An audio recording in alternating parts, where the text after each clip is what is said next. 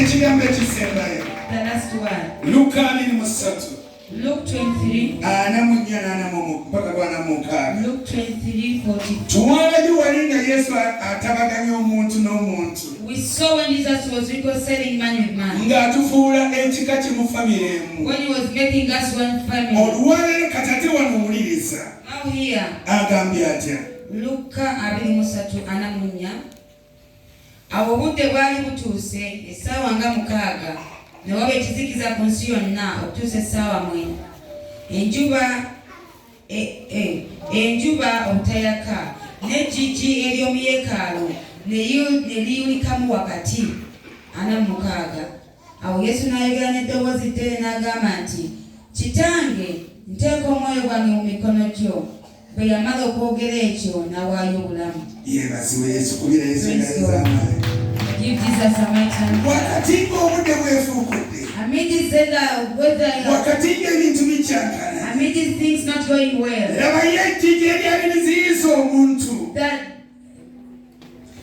Ejjigi, the curtain. the curtain which was stopping man. Nga ligaana omuntu okutuuka eri It was Katonda. stopping man from reaching God. Nga liriwo ng'ekisenge. It was there like a wall. Bwe ku kaseera ako kennyini. At that very moment, Ne liyulikamu wakati. it got torn into two.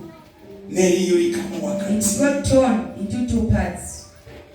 Nga Amen. tewakyali kimuziyiza. That there is nothing that could hinder him. Kubanga luli Because the other time, omuntu bwe yalinga gy'eri Katonda. when man could become a God, Komeri they could tell him, stop there. tulina kutuuka. You are not supposed Okuba to. tufuula famire emu. But here, because he makes us Tuli baana ba family, Katonda. we are children of Tulina God. okubeera eggwanga limu. We have to be one Tulina nation. okubeera omuntu We omu. have to be one Nga person. ffe Katonda tetukyamuyita Katonda That we nate. don't call God God again. Katonda tetugenda gy'ali nga Katonda We nate. don't go to God as God Era again. ne bwe yali atuyigiriza okusaba. And when he was teaching us how to pray, Abayigirizwa nga bamugamba tuyigiriza when the okusaba. disciples were telling him to teach them Kubanga how abantu to bali pray, bamanyi ndoga nti Katonda onsaasire Katonda kino. because people are used to say that God Yabagamba separated mwe them. bwe muba mujja gye ndi. He told them that whenever you be coming Kati to, mugambe nti taata. now say that Father, Kitaffe ali mukulu. Father, our Father in heaven. Kati tuyita oli ogendayo ng'olina eddembe lyo. Now you go with a lot of liberty. Ekyali kiziyiza omuntu. The thing that was in Kati that man, neeyulika. the curtain got torn. Ng'omuntu kati ogenda nga mwana. Now when you are going like a child, Ogenda nga mwana mu maaso ga you go taata. like a child before the Father. N'olyoka oyogera ky'oyagala. And start saying whatever you feel like. Oyogera ng'ayogera ne mukadde You we. speak as if you're saying, Bayitega talking nti to your omwana tayinza kusaba parents. taata mukadde we ekyennyanja The n'amuwa Bible says musota. that a child cannot ask for fish from the Oba tree and gives him n'obuvumba a oyogera snake. ne taata nti ky'omusaba kyagenda You okuwa. always pray when you're speaking to the Father, knowing that He's going to Kati give you what He ejjigi has for. neliyulika. Now that curtain got torn, N'agamba nti nteeka omwoyo He gwange said that I'm putting my spirit mu mikono gyo. in your hands. Nagambye bwe tuwa Yesu bwe yajja. I told you that when Jesus Bonna came, abaamukkiriza baayingira mu Mukama all waffe. those who believed Him entered in. Bwe yabatizibwa twabatizibwa wamu When naye. He was baptized, we are baptized Bwe with Him. yakwatibwa n'ateekebwa ku muti twateekebwa wamu When He naye. was gotten put on the tree, we are put Twakomererwa wamu on ne Mukama waffe Yesu. We are crucified together with others. Bwe yaziikibwa twaziikibwa wamu naye. When He was buried, we are buried together Bwe with Him. yazuukira When twazuukira He wamu naye. resurrected, we resurrected together with Him. Era tuli mu Yesu. And we are in Christ. Kaakati bwe n'ayogera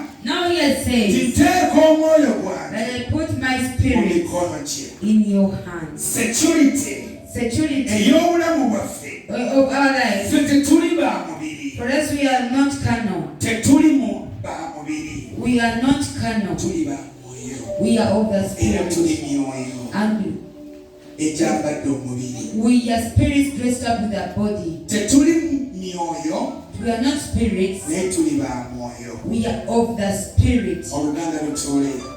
Amen. Olw'okuba twambadde omubiri Because we are dressed up with our body, tuli ba mwoyo. we are of the Spirit. Kati addira guno omubiri tegulinaako kye gugasa. This body is just Kati nothing. ffenna abaamukkiriza Not all of us who confess Him. akwata obulamu bwaffe. He gets our life. Tuli mu mikono gya Mukama waffe. We are in the hands of our Tuli mu Jesus mikono Christ. gya Taata. We are in the hands of the Father. Obulamu bwaffe our lives. It's Father who is responsible for them. It's the Father who is responsible. Praise Jesus. Now move with braveness, knowing that your life is with the Father. Amen. Amen. To illustrate, your life is always precious before God. Remember Job when Satan was God saved his spirit because it had to be with him. He said that touch everything but not his spirit. Now he said that my